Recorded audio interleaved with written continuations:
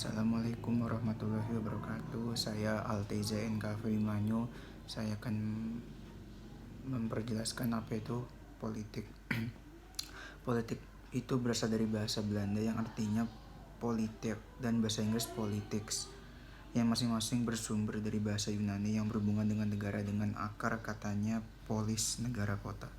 Secara etimologi, kata politik masih berhubungan dengan polisi, kebijakan. Kata politis berarti hal-hal yang berhubungan dengan politik. Kata politisi berarti orang-orang yang menekuni hal politik.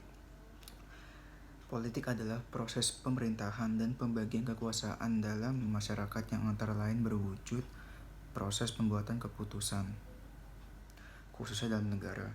Pengertian lain ini merupakan upaya penggabungan antara berbagai definisi yang berbeda mengenai hakikat politik yang berasal dari negara dalam ilmu politik itu sendiri.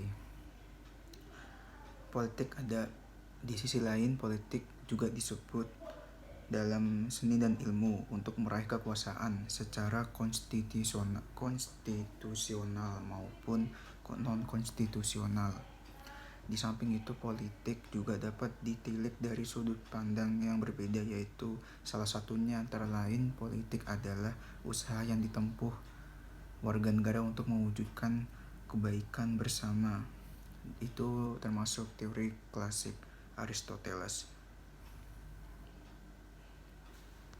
Dalam konteks memahami politik perlu dipahami beberapa kunci, antara lain kekuasaan politik, kelembagaan, legitimasi, perilaku, partisipasi politik, proses politik, dan juga tidak kalah pentingnya untuk mengetahui seluk-beluk tentang partai politik.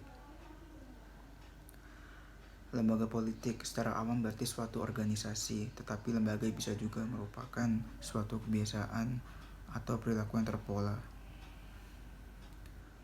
Politik ini juga disebut-sebut sebagai untuk pemilihan jabatan, yakni proses penentuan siapa yang akan menduduki jabatan tertentu dan kemudian menjalankan fungsi tertentu, sering sebagai pemimpin dalam suatu bidang atau masyarakat tertentu.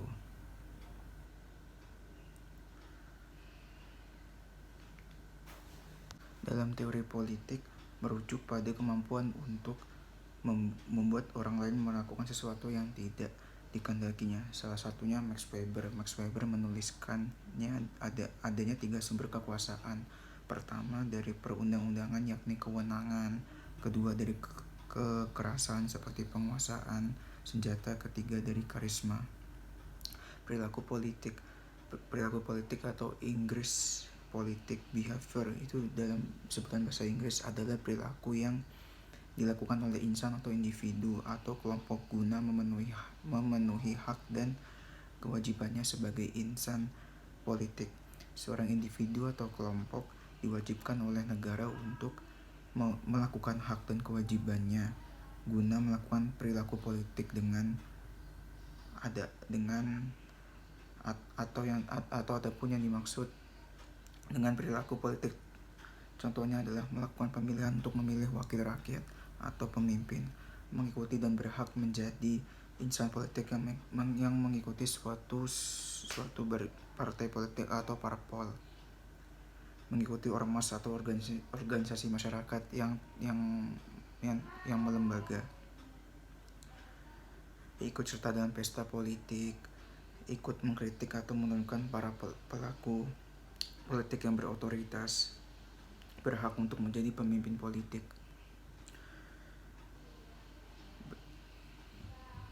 Politik ini juga ada kaitannya dengan negara, yaitu